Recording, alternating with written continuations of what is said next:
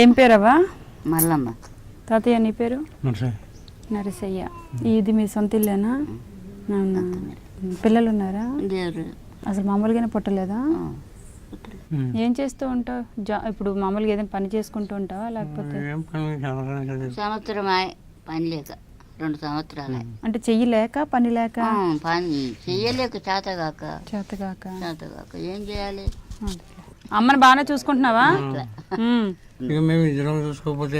మరి ఎవరు పెడతారు మాకు? ఏ దావకాన అంటే అన్ని అందులోకి వెళ్ళినాయి. దావకాన అంటే సూదురు డాక్టర్ దగ్గరికి? డాక్టర్ దగ్గరికి ఇవన్నీ అందులోకి వెళ్ళినాయి. ఎవరికి ఎక్కువ మందులు అవుతున్నాయి ఇందులో? మీకే ఎక్కువ. ఎందుకని? బాగుండట్లేదా? బాత్రూమా? మోషన్సా? అయ్యో ఏం తాతయ్య? మొన్న చచ్చిపోయాడే బతికిండు. ఏం తిన్నా అరగట్లేదా?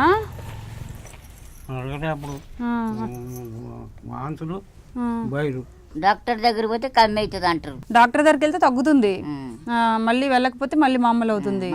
మందుల ఖర్చులు ఎంత అవుతున్నాయి మీకు? 500 దాకా అవుతాయి పోయినప్పుడల్లా. మరి ఎలా సరిపోతున్నాయి మరి మీకు తినడానికి వాటికి? ఏం సరిపోతాయి? 12 కిలోల బియ్యం వచ్చి ఏం సరిపోతాయి? బియ్యం కూడా సరిపోవట్లేదా?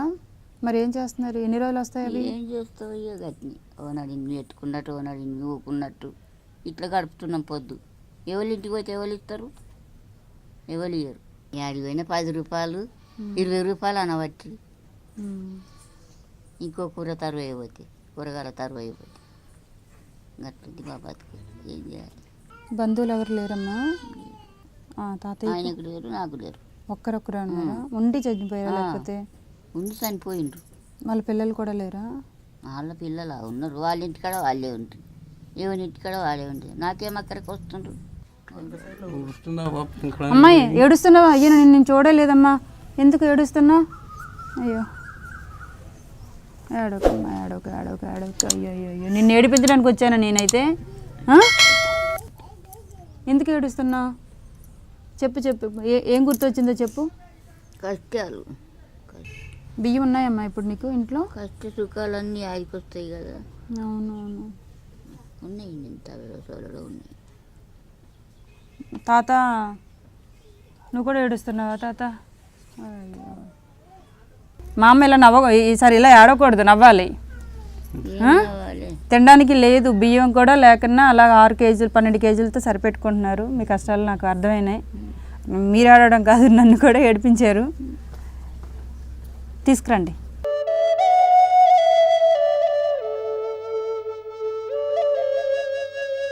కిరాణా సామాన్లు అన్నీ ఉన్నాయా? నీకు సరిపోతాయా? మరి ఇప్పుడైనా వండుకుంటారుగా నీట్గా. ఒక రైస్ బ్యాగు. ఓకే తాత, బట్టలు ఎందుకు తాత నీకు? అవా చీరబా బాగుంటుంది నీకు, కట్టుకో. ఇవి మీ అకౌంట్ నెంబర్లు కదా? అకౌంట్ నెంబర్లు. ప్రతి నెల మీకు ఎన్నో తేదీన వస్తుంది మీకు ఫంక్షన్ నాకు తెలియదు, కానీ ప్రతి నెల నేను 1వ తేదీ నుంచి 5వ తేదీ లోపు నేను మీకు తాతకు ఒక్కడికే ఫంక్షన్ వస్తుంది కదా, నేను నీకు అకౌంట్లో డబ్బులు వేస్తాను. 1000 రూపాయలు నేను ఇస్తానులే ఇకపై నుంచి ప్రతి నెలన.